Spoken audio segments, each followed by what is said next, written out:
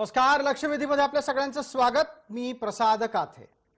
दिवाळी जवळ आली आहे आणि दिवाळीच्या सुरुवातीला अपेक्षेप्रमाणे फटाक्यांच्या संदर्भातला वाद पुन्हा एकदा सुरू झालाय. या वेळेला मात्र या वादाला वेगळी किनार आहे, कारण कोरोनाच्या काळात श्वसनाचे विकार हे जास्तीत जास्त होत आहेत आणि त्याचा पुढचा परिणाम हा कोरोनाच्या संसर्गाला ओळखण्यामध्ये अडचण येण्यात होतो आहे. एका बाजूला ही घटना आहे, तर दुसऱ्या बाजूला दिवाळीमध्ये फटाके वाजवल्यानं होणारं प्रदूषण, त्यामुळे होणारा वेगळा श्वसन विकाराचा त्रास आणि परिणाम स्वरूप सध्याच्या साथसंसर्गाच्या काळामध्ये डॉक्टरांच्या समोर वाढलेल्या कटकटी. मुळात सर्वसामान्य नागरिकांचं आयुष्य प्रदूषणामुळे आधीच अवघड त्रासदायक झालेलं असताना दिवाळीत फटाक्यांच्या मुळे होणारं प्रदूषण टप्प्याटप्प्याने कमी व्हावं यासाठी गेल्या अनेक वर्षापासून प्रयत्न केले जात आहेत. या वेळेला कोरोनाच्या काळात फटाके बंदी असावी अशी ठाम भूमिका याआधीच राजस्थान आणि दिल्ली सरकारने घेतली आहे. त्या पावलावर पाऊल टाकत मुंबईमध्ये सुद्धा सार्वजनिक ठिकाणी फटाके वाजवण्याला बंदी घालण्याचाच निर्णय घेतला जातोय. या पार्श्वभूमीवर मुंबई वगळता इतर शहरांबाबतही तसा निर्णय घेतला जाणं अपेक्षित आहे. राज्याचे आरोग्य मंत्री तर स्पष्टपणे यंदाची दिवाळी फटाक्यांच्या शिवायच असेल अशा प्रकारची भूमिका घेत आहेत. मुळात फटाक्यांच्यामुळे होणारं प्रदूषण हे श्वसनाला त्रास देतं अशा प्रकारचे या आधीचे अभ्यासाचे अहवाल आहेत आणि यंदाच्या काळात कोरोनाच्या साथसंसर्गाची चिंता त्याला जोडली गेलेली आहे. अशा स्थितीमध्ये फटाक्यांवरची बंदी ही शक्य आहे का? दिवाळीत फटाके वाजवले जाणं हा विषय धार्मिकतेशी जोडला गेलाय का आणि तशा पद्धतीनं धार्मिकता ही फटाक्यांच्या वाजवण्याशी जोडण्याची गरज आहे का? समाज माध्यमांवर फटाके न वाजवता सुद्धा फटाक्यांच्या आवाजातल्या सीडीज तयार करून मिळतील अशा विनोदाबरोबरच एका बाजूला अतिशय तीव्र भावना व्यक्त होत आहेत. बकरी ईद बकरी शिवाय साजरी करून दाखवा, दिवाळी फटाक्यांच्या शिवाय साजरी करून दाखवू अशी भूमिका समाज माध्यमात थेट व्यक्त होतीये. मुळात फटाक्यांच्या विषयीचा मुद्दा इतका ताणायची गरज आहे. आरोग्याचे विषयीचे प्रश्न अत्यंत गंभीर होत असताना जागरूक कोणी राहायचं आणि समजदार कोणी व्हायचं? त्या निमित्तानंच आजची लक्षवेधीची चर्चा, महाराष्ट्रातही फटाके बंदी.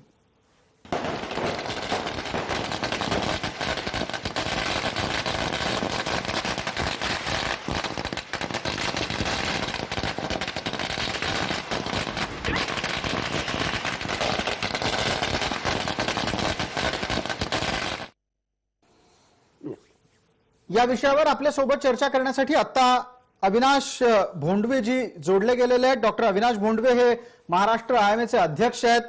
आपण त्यांच्याशी चर्चा सुरू करतोय. पटकन एक पहिला प्रश्न अत्यंत थेटपणे मला अविनाश भोंडवे यांना विचारायचा आहे.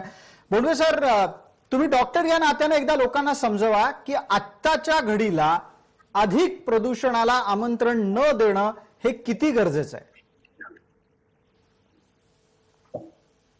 प्रदूषणावर पूर्णपणे नियंत्रण घातलं पाहिजे याबद्दल 100% एकमत आहे.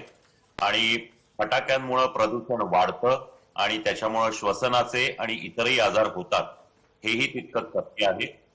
आनंद साजरा करण्यासाठी फटाके वाजवलेच पाहिजेत असं काही गोष्ट नाहीये. आणि कोरोनाच्या दिवसांमध्ये ज्यावेळेला प्रदूषणामुळे जर काही आजार, श्वसनाचे आजार वाढले, तर मुख्यत्वे श्वसनाचा आजार असलेला जो कोरोना आहे त्याच्याही संख्येमध्ये निश्चित वाढ होईल ही खात्रीची गोष्ट आहे. त्याचबरोबर थंडीच्या काळामध्ये दिवाळी असते आणि या दिवसामध्येच कोरोनाची शक्यता, कोरोनाचे विषाणू वाढण्याची शक्यता आहे असं आपल्याला सर्वत्र सांगितलेलं आहे. WHO सांगितलेलं आहे, ICMR सांगितलेलं आहे, भारताच्या केंद्रीय आरोग्य खात्यानेही सांगितलेलं आहे. त्याच्यामुळे दिवाळी ही फटाक्याविना होणं हे खरोखरच आवश्यक आहे. डॉक्टर भोंडवेजी, जरा थोडंसं तांत्रिक दृष्ट्या पण आपण लोकांना समजावूयात की काय कारण असतात की प्रदूषण हे इतर दिवसांच्या तुलनेमध्ये थंडीच्या काळात जास्त काळ टिकून राहतं. हवेतलं प्रदूषण हे वाऱ्याबरोबर वाहून नेलं जाणं अपेक्षित आहे, ते थंडीत का घडत नाही? अगदी बरोबर आहे. मुळामध्ये थंडीच्या दिवसामध्ये आपल्याला माहितीच आहे की हवा ही थोडीशी घनता वाढते आणि हवा जास्ती कोरडी असते आणि त्यामुळं हे जे प्रदूषणाचे जे सूक्ष्म कण असतात हे जे हवेमध्ये विहरत असतात ते सकाळच्या वेळेला, विशेषतः पहाटेच्या वेळेला किंवा रात्रीच्या वेळेला हे हळूहळू खाली येतात आणि त्याच्यामुळं त्याचं प्रदूषणाचं हे संख्या वाढते. त्यामध्ये हे जे आपल्या वाहनांमुळे होणारं प्रदूषण, कारखान्यांमुळे होणारं प्रदूषण, याच्यामुळे जे काही आणि धुळीमुळे होणारं प्रदूषण, या तिन्ही गोष्टींचा एकत्रित हे करून दरवर्षी हिवाळ्याच्या सुमारामध्ये प्रदूषणाची प्रदूषणाचं प्रमाण वाढतं आणि त्यामुळं आज दिल्ली सारख्या शहरांमध्ये तर या काळामध्ये आजूबाजूच्या शेतांमध्ये जे काही तिथं पेटवतात तिथं शेतं, त्याच्यामुळे होणाऱ्या प्रमाणाबाहेर धुकं पडतं की त्याला स्मॉग म्हणतात, की स्मोक आणि फॉग याचं मिश्रण. आणि आपल्याही मुंबई सारख्या अनेक शहरांमध्ये ही परिस्थिती हळूहळू यायला लागलेली आहे की सकाळच्या वेळेला एक कसं धुक्याचा स्मॉगचा एक पडदा हे असतो आणि हा जो आहे हा आपल्या श्वसनामधून ज्या वेळेला जातो त्यावेळेला ज्यांना श्वसनाचे त्रास आहेत त्यांचे ते त्रास वाढतात.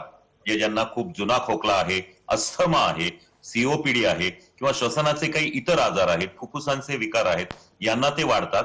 विशेषतः लहान मुलं किंवा जी काही ज्यांची वाढ झाली नाही अशी 14-15 वर्षाच्या खालची मुलं, यांना हा त्रास जास्ती वाढतो. त्याचबरोबर जे प्रदूषण आहे हे सर्वात महत्वाचं म्हणजे गर्भवती स्त्रियांना अतिशय धोकादायक असतं, कारण त्यांच्या पोटातल्या गर्भावरही त्याचा परिणाम होऊ शकतो.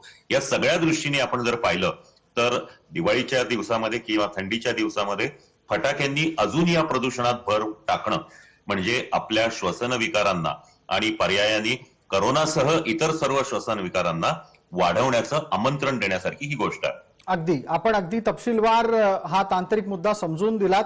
अपेक्षा अशी करूयात की हा मुद्दा लोकांना समजला असेल. बाळासाहेब पिंगळे आपल्या सोबत आहेत, ते व्यवसायानं फटाका व्यावसायिक आहेत. बाळासाहेब, आवाज येतोय माझा आपल्यापर्यंत? येतो. अगदी. बाळासाहेब, थोडंसं मोठ्या आवाजात तुम्हाला बोलावं लागेल. अपेक्षा अशी करतो की तुम्ही तुमच्याकडून संवाद करत असताना अखंडितरित्या जोडलेले राहाल. मला आपल्याला थेट विचारायचं आहे, आत्ताच्या घडीला फटाका व्यावसायिक हे फटाका बंदीला तयार आहेत का? कारण राज्य सरकार त्या दृष्टीनं एक एक पाऊल टाकतं आहे आणि भविष्यात हा निर्णय लवकरच पूर्णपणे संपूर्ण राज्यात लागू राहील की होय महाराष्ट्रात सुद्धा यंदा फटाके वाजवता येणार नाहीत? हो. राज्य सरकारचा आणि आता जो तांत्रिक विषय मांडला तो अगदी मला समजला आणि त्यांचं म्हणणं बरोबर आहे. परंतु महाराष्ट्रातल्या व्यापाऱ्यांनी फार पूर्वीपासून फटाक्याची खरेदी केलेली आहे आणि नेमकं आज विक्रीची वेळ आली असताना फटाक्यावर बंदी घालणं हे अयोग्य वाटतं. आपली साधारण एक अंदाज मला द्या. तुम्ही सलग बोलत राहा. मी तुम्हाला हीच विनंती करतो की मध्ये मध्ये थांबू नका. एकदा बोलायला सुरुवात केली की बोलत राहा. माझा पुढचा प्रश्न तुमच्यासाठी असा आहे की तुम्ही असं म्हणताय की फटाके व्यावसायिकांनी मोठ्या प्रमाणात फटाक्यांची खरेदी करून ठेवली आहे. आता कोरोना काही काल आलेला नाहीये. कोरोना नाही म्हटलं तरी 6 महिने आपल्या इथला पाहुणा आहे. कोरोना असताना सुद्धा फटाका व्यावसायिकांना हे लक्षात आलं नाही का की अशा प्रकारची गुंतवणूक करणं हे थोडं आव्हानात्मक आहे, ते टाळता आलं असतं?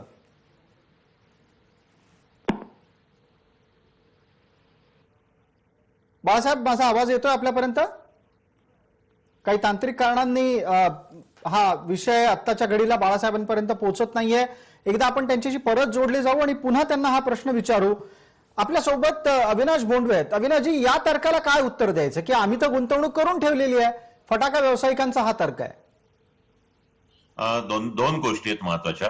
एक म्हणजे कुठल्याही ज्यावेळेला आपण सामाजिक आरोग्याच्या दृष्टीने किंवा समाजहिताच्या दृष्टीने ज्या गोष्टी फायदेशीर आहेत की ज्या गोष्टी आवश्यक आहेत त्यामध्ये वैयक्तिक तोटा झाला तरी त्या गोष्टी आपण करायला पाहिजे. त्याच्यामुळे फटाका व्यावसायिकांनी जर आधीच फटाके घेऊन ठेवले असतील आणि सरकारला जर बंदी घालायची असेल तर ती त्यांनी मान्य केली पाहिजे. आपण फक्त असं म्हणू शकू की सरकारने त्यांना त्यासाठी काही उपाय ऐन वेळेला त्यांनी हा निर्णय जर जाहीर केला तर त्यांच्या होणाऱ्या तोट्यासाठी काही त्यांना हे द्यावी, काही रक्कम द्यावी, म्हणजे ज्याला सबसिडी म्हणतात किंवा इतर काही भरपाई म्हणतात, अशा पद्धतीने द्यावी. या पद्धतीने अनेकदा अशा गोष्टी घडतात की तुम्ही व्यापारामध्ये काही गोष्टी घेऊन ठेवता आणि मग प्रत्यक्षात म्हणजे आता अगदी आपण कांद्याचं हे जरा की कांदा ज्या वेळेला खूप वाढतो त्यावेळेला शेतकरी पण खूप त्याचं पीक काढतात आणि त्यानंतर पीक कमी पडतं. मग त्यावेळेला मग कांद्याचे भाव उतरले की मग त्यांना सरकार नुकसान भरपाई देतं. तर या पद्धतीने काही मार्ग काढता येईल. एकदा मिलिंद देशमुख यांच्याकडे जाऊयात. मिलिंद देशमुख पुण्याहून जोडले गेलेले आहेत. मिलिंद देशमुख, आपण फटाके विरोधक म्हणून या चर्चेत त्या विषयाचं आणि त्या प्रकारची भूमिका घेणाऱ्या समूहाचं प्रतिनिधित्व करता आहात. मिलिंदजी, माझा थेट प्रश्न तरी आत्ता हाच आहे की दिवाळीला फटाके नाही वाजवायचे तर करायचं काय?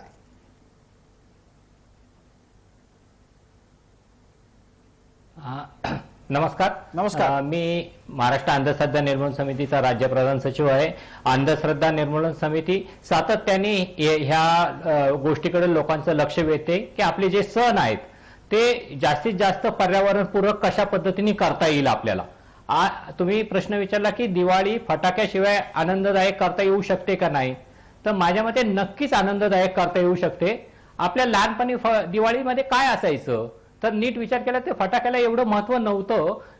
त्याच्यापेक्षा जास्त महत्व दिवाळीमध्ये घरी जो फराळ केला जायचा त्याला विशेष महत्व होतं. मुले किल्ले करायचे त्याला महत्व होतं. काही आपले ज्याला म्हणून ग्रीटिंग कार्ड तयार केले जायचे त्याला महत्व होतं. त्याच्याशिवाय एकमेकांना नवीन कपडे घेतले जायचे, एकमेकांकडे जाणं येणं व्हायचं, एकमेकांचा फराळ इकडे तिकडे दिला गेला जायचा, किल्ले करायचे लोक. वेगवेगळ्या पद्धतीमध्ये आनंद व्यक्त करण्याचे खूप खूप पर्याय आज देखील आपल्याकडे उपलब्ध आहे. मिलिंद देशमुख, फार बरं झालं आपण विविध पर्याय सांगितलेत. आपण टप्प्याटप्प्याने त्या सगळ्या पर्यायांचा विचार करू. आपण असं म्हणालात पूर्वी किल्ला व्हायचा, मान्य आहे. आता पहिल्यांदा तर घरांची अवस्था कशी आहे तुम्हाला माहिती आहे. बरेच लोक लहान घरात राहतात किंवा किल्ला करायची इच्छा प्रत्येकाला असून सुद्धा त्या पद्धतीनं माती, दगड, त्याच्यानंतर मग त्या मातीत हात घालायला देणारे पालक, त्या दगडांना मिळवण्यासाठी करायचा संघर्ष, या सगळ्या गोष्टींपासून पाल्यांना इच्छा असूनही पालकच लांब ठेवतात. दुसरा मुद्दा, अनेक घरात तयार फराळ यायला लागलेला आहे. ग्रीटिंग कार्ड बनवू शकता आपण, हा अत्यंत चांगला सल्ला आहे तुमचा. शुभेच्छा पत्र दिवाळीची यंदा घरोघरी बनवली जाऊ शकतात. अडचण कोरोना काळात आहे ती घरोघरी जाऊन शुभेच्छा देण्याची. आता मला सांगा, आनंददायी आपल्याला दिवाळी करायची आहे, फटाके वाजवायचे नाहीयेत, प्राप्त परिस्थितीमध्ये आपण शुभेच्छा कार्ड बनवूयात, आपण तयार फराळ आणूयात, किल्ले करायचा प्रयत्न करूयात, पण तरी लहान मुलांना समजवायचं कसं? कारण हा प्रश्न मी स्वतः अनुभवतोय. माझ्या घरात लहान मुलं आहेत, त्यांना फटाक्याशिवाय यंदाची दिवाळी घालवायची हे मी माझ्या पद्धतीनं सांगतोय. तुम्ही पण एकदा तुमच्या पद्धतीनं सांगून पहा.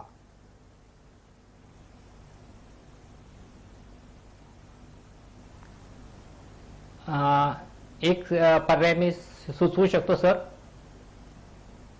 अगदी अगदी मिलिंदजी, आपण बोलत राहा, सलग बोलत राहा.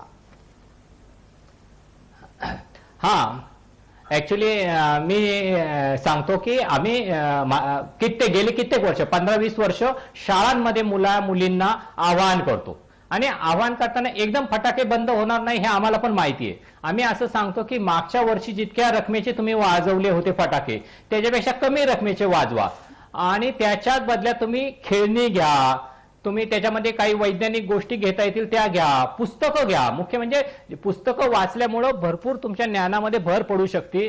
अशा काही गोष्टी घ्या की ज्याच्यामध्ये तुमचा त्या पैशाचा उपयोग होईल. आणि फटाके कसे कमी करता येतील तर मी तुम्हाला सांगतो, माझी मुलगी स्वतः शिक्षिका आहे. LKGतल्या मुलांना तिने सांगितलं की फटाक्यामुळं प्राण्यांना त्रास होतो, पक्ष्यांना त्रास होतो, एवढंच नाही तर पर्यावरणाचा किती ऱ्हास होतो. LKGच्या मुलांनी पालकांना सांगितलं घरी जाऊन की ह्या वर्षी आम्ही फटाके नाही वाजवणार. फटाके, आमच्या मिसने सांगितलंय की फटाक्याचे एवढे एवढे वाईट गोष्टी होतात, श्वसनावर तर परिणाम होतो, पण आपल्या घरातल्या वडीलधाऱ्या लोकांना त्रास होतो, आजारी माणसांना त्रास होतो, लहान मुलांना त्रास होतो, गर्भवती स्त्रियांना त्रास होतो. आणि आता तर कोरोना सगळीकडे पसरलेला आहे. सरकार तोंडाला मास्क नाही लावला तर दंड घेतय. आणि एवढी काळजी जर सरकार घेत असेल तर लोकांना ज्या पद्धतीने हे प्रदूषण होणार आहे आणि थंडीच्या, जसे डॉक्टर साहेब म्हटले की हे खूप धोकेदायक आहे आणि कदाचित कोरोनाची दुसरी लाट येण्याची शक्यता वर्तवलेली आहे जागतिक पातळीवर. मला असं वाटतं भारताने आता कोरोनातून बरे झालेल्या लोकांना देखील हा त्रास अजून जास्त होऊ शकतो. ठीक आहे, मला थांबवायचंय. प्रमोद पवार आपल्या बरोबर जोडले गेलेले आहेत. प्रमोद पवार हे फटाके समर्थक आहेत. आपल्या सोबत मिलिंद देशमुख, फटाके विरोधक आणि त्याचबरोबर अंधश्रद्धा निर्मूलन समितीचे सक्रिय कार्यकर्ते आणि पदाधिकारी या नात्यानं चर्चेत आपली भूमिका मांडत होते. प्रमोद पवार फटाके समर्थक या नात्यानं काय बोलतात ते ऐकायला हवं. प्रमोदजी, आपण बोला. नाही, फटाके ही जी गोष्ट संकल्पना आहे किंवा फटाके जे फोडणं आहे ते सण साजरा करण्याच्या दृष्टिकोनातून ती अत्यंत महत्वाची गोष्ट आहे आणि ती आपण केलीच पाहिजे. आता त्यामध्ये प्रदूषण होतोय हा भाग वेगळा आहे. प्रदूषण प्रत्येकच गोष्टीमुळे होत असतो, पण फटाके जे आहेत त्याच्यामुळे मग फटाके नाही फोडायचे, मग सण साजरे नाही करायचे का? दिवाळी सारखा सण जो आहे तो फटाक्यामुळेच जो आहे तो येत असतो. त्याच्यामुळे फटाके फोडणे ही चांगली गोष्टच आहे. तुमच्या लेखी फटाके हा दिवाळीतला एक अविभाज्य घटक असेल प्रमोद पवार, तर दिवाळी फटाक्यांच्या शिवाय साजरी होऊ शकत नाही. प्रमोद पवार, उत्तर द्या. नाही, दिवाळी फटाकेशिवाय साजरी होत नाही, पण दिवाळी फटाक्याचा सण आहे असं ओळखल्या जाते.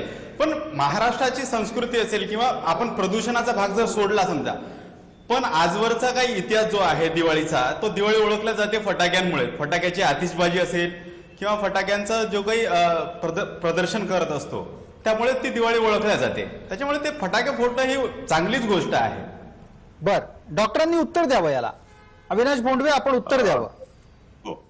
मी याबद्दल असं सांगेन की एक लक्षात घ्या की प्रत्येक गोष्ट ही जसजसा समाज बदलत जातो किंवा जसं या काही गोष्टी बदलत जातात त्याप्रमाणे सणांमध्येही बदल घडत गेलेला आहे. तुम्ही गणेशोत्सवाचं उदाहरण घ्या की सुरुवातीच्या लोकमान्य टिळकांनी जो सार्वजनिक गणेशोत्सव चालू केला होता त्यावेळेला भाषणं, त्यानंतर मेळे व्हायचे, त्यानंतर गाण्याचे कार्यक्रम व्हायचे, मग त्यानंतर मोठे मोठे लाइटिंगचे गणपती सुरू झाले, मग पुन्हा एकदा काही असे प्रदर्शनाच्या देखाव्यांच्या गोष्टी सुरू झाल्या.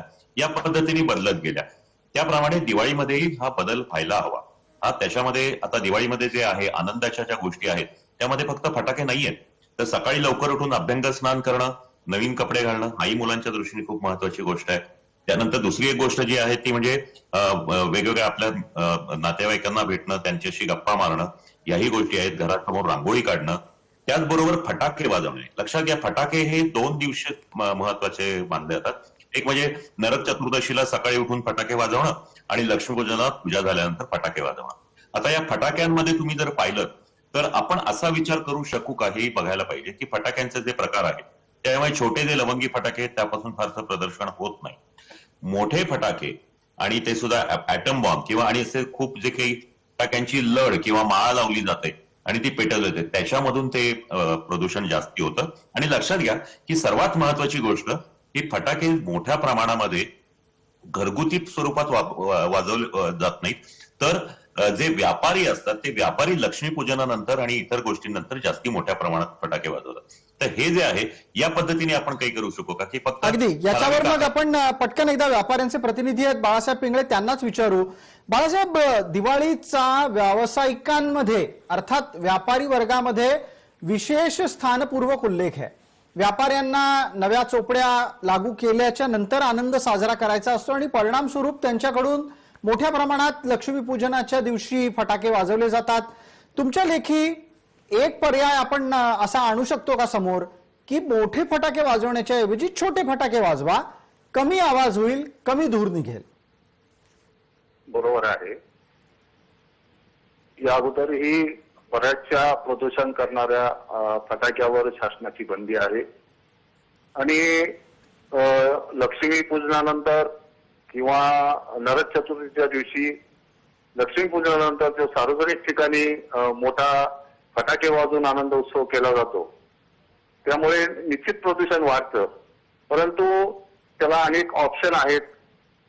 महाराष्ट्रातल्या व्यापाऱ्यांनी लाखो रुपयाची खरेदी करून ठेवलेली आहे. आता त्या मालाचं, त्या फटाक्याचं काय करणार?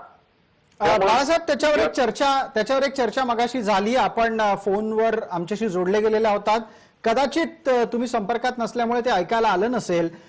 डॉक्टर अविनाश भोंडवे आपल्या सोबत आहेत. त्यांनी असा पर्याय दिला की ज्या ज्या व्यापाऱ्यांनी माल खरेदी करून ठेवलेला आहे त्या व्यापाऱ्यांना जमल्यास राज्य सरकारनं काही ना काहीतरी सवलत द्यावी किंवा आत्ताच्या घडीला, हा एक माझा सल्ला आहे, मोठ्या आवाजाचे जास्त धूर करणारे फटाके विक्रीला काढू नयेत. तुम्हाला काय शक्य वाटतं बाळासाहेब? नाही, डॉक्टर साहेबांचा सल्ला अगदी योग्य आहे. पहिलेच लॉकडाऊन कोरोनामुळे सर्व व्यापारी त्रस्त आहेत आणि मागच्या काही दिवसामध्ये शासनाने टप्प्याटप्प्याने व्यवसाय करायला परवानगी दिली. त्यामुळे अनेक फटाका व्यावसायिकांनी की आता शासन आपल्याला व्यवसाय करण्याची परवानगी देत आहे आणि त्यामुळे निश्चित उद्याच्या दिवाळीला आपल्याला हे फटाका व्यवसाय करण्यासाठी शासनाची मान्यता मिळेल. असे कुठलेही संकेत नव्हते की दिवाळीला फटाका बंद राहील. जसं डॉक्टर साहेबांनी सांगितलं की बाबा मोठे आवाज देणारे किंवा जास्त प्रदूषण करणारे फटाके, अशा फटाक्यावर जर शासनाने बॅन केलं, छोटे फटाके आहेत किंवा सार्वजनिक ठिकाणी न वाजवता बर. घरगुती पद्धतीने जर फटाके विक्री सार्वजनिक ठिकाणी बाबत जो आपण उल्लेख करताय बाळासाहेब, जवळपास तसा आदेश येईलच. मुंबईत तो आलेलाच आहे की मुंबईत यंदा कोणालाही सार्वजनिक ठिकाणी फटाके वाजवता येणार नाहीत. ही अत्यंत गोष्ट स्पष्टपणे आली आहे. मला एक बाळासाहेब आपल्याला पुढचा प्रश्न असा विचारायचा आहे, साधारणपणे या वर्षी किंवा गेल्या 1-2 वर्षात मोजून आपण गेल्या 3 वर्षांची चर्चा करूया, कोणते फटाके आहेत ज्यांची मागणी सर्वात जास्त वाढली आहे, हा एक भाग. आणि दुसरी गोष्ट, फटाके वाजवू नयेत याचा व्यवसायावर गेल्या 3 वर्षात काही परिणाम दिसलाय का आपल्याला? निश्चितप्रमाणे फटाका व्यवसायावर फार मोठा याचा परिणाम झालेला आहे. लोकांमध्ये जागृती झालेली आहे आणि लोक प्रदूषण मुक्त कोणते फटाके आहेत, प्रदूषण करणारे कोणते फटाके आहेत, हा व्यापारी ग्राहक ज्यावेळेस विक्री होती त्यावेळेस कमी प्रदूषणाचे किंवा प्रदूषण न करणारे फटाके मागण्याकडे ग्राहकाचा कल असतो. मला नावं घेऊन आपण सांगू शकाल बाळासाहेब, मला नावं घेऊन आपण सांगू शकाल की कोणते फटाके कमी प्रदूषण करतात? छोटी लवंगी फटाके आहेत, आणखी फॅन्सी विना आवाजाचे अनेक छोटे छोटे फटाके आहेत. असे छोटे छोटे फटाके, ग्रीन फटाके आहेत ज्यामुळे प्रदूषण होत नाही. असे फटाके मागण्याकडे या 2-3 वर्षामध्ये जनजागृतीच्या माध्यमातून ग्राहकावर त्याचा परिणाम झालेला आहे. लोकांनाही आता मोठ्या आवाजाचे प्रदूषण करणारे फटाके ग्राहकाला आवडत नाहीत. घरामध्ये लहान मुलं असतात त्यामुळे लोक मोठ्या आवाजाच्या किंवा प्रदूषण करणाऱ्या फटाक्याची मागणी न करता प्रदूषण मुक्त, प्रदूषण ज्या फटाक्यामध्ये कमी आहे असे फटाके मागण्याकडे कल असतो. बाळासाहेब, आपण एक फार चांगली माहिती दिलीत की आता प्रदूषण न करणारे फटाके बाजारात आलेले आहेत. मला या निमित्तानं पुढचा प्रश्न मिलिंद देशमुख यांना विचारायचा आहे. मिलिंदजी, आता काय म्हणायचं? फटाके उपलब्ध आहेत, दिवाळी येऊन ठेपलेली आहे आणि धूर आणि प्रदूषण म्हणजे ध्वनीचं प्रदूषण न करणारे फटाके बाजारात उपलब्ध आहेत. आता म्हणाला पण की तरीही दिवाळी फटाक्याशिवाय करायची. मिलिंदजी, ऍक्च्युली प्रदूषण न करणारा फटाका अजून तयार व्हायचा आहे. माझ्या माहितीप्रमाणे कमी प्रदूषण करणारे आणि जास्त प्रदूषण करणारे असे 2च पर्याय आपल्याकडे उपलब्ध आहेत. प्रदूषण होत नाही असा फटाका अजूनपर्यंत तयार झालेला नाही. ते तुम्ही सीडी म्हटलात, ती वाजवली ना तरी देखील आवाजाचं ध्वनी प्रदूषण त्याच्यातून होणारच आहे. फटाक्यामुळे फक्त ध्वनी प्रदूषण होत नाही, वायू प्रदूषण होत नाही. मी तुम्हाला सांगतो, फटाक्याचा हा कचरा बऱ्याच वेळा नदीमध्ये, नाल्यामध्ये टाकला जातो, त्याच्यामुळे जलप्रदूषण पण होतो. ज्या पद्धतीने तो वायू सगळीकडे पसरतो, त्याच्यातला दारू जी असते ती इकडे तिकडे पसरती, अन्न पदार्थ, खाद्यपदार्थावर पण जाती ती, आणि सगळ्याच प्रकारचं प्रदूषण ह्या फटाक्यामुळे होतं. असं कोणतंही हे नाहीये. आणि फटाक्यामुळे काय काय होतं हे तुम्ही नीट लक्षात घेतलं पाहिजे की म्हणजे डोळ्यांचे भयंकर आजार वाढलेले असतात ह्या दिवाळीमध्ये. त्याच्याशिवाय त्यानिमित्ताने एक निरीक्षण जे बाळासाहेबांनी मांडलं ते स्वीकारणार आहात की नाकारणार आहात? ते असं म्हणतात की लोकांमध्ये पण जागृती झाली आहे, लोक पण कमी प्रदूषणाचे आणि शक्यतो धूर न ओकणारे फटाके विकत घ्यायला लागलेले आहेत. सार्वजनिक ठिकाणी फटाके वाजवायला बहुतेक ठिकाणी बंदी तर असतेच, यंदा ती कायद्यानंच जवळपास येईल आणि लोकांनी पण ती स्वीकारायला सुरुवात केलेली आहे. मग करायचं काय? आनंदातला एक भाग हा फटाक्यांच्या शिवाय असला पाहिजे, याबाबत लोकांना कसं पटवून द्यायचं? मिलिंद देशमुख, आता तुम्ही बघा, ह्या वेळेला गणेशोत्सव झाला नाही, वारी निघाली नाही, कितीतरी चित्रपटगृह आजपर्यंत बंद होते. इतके दिवस ह्या गोष्टी सगळ्या बंद होत्या. कितीतरी गोष्टीवर स्विमिंग टँक बंद होते. इतक्या गोष्टी बंद असताना देखील लोकांचं जीवन चाललंच ना. आज कोरोनाचं संकट आपल्या भारतावर नाही, अख्ख्या जगावर आहे.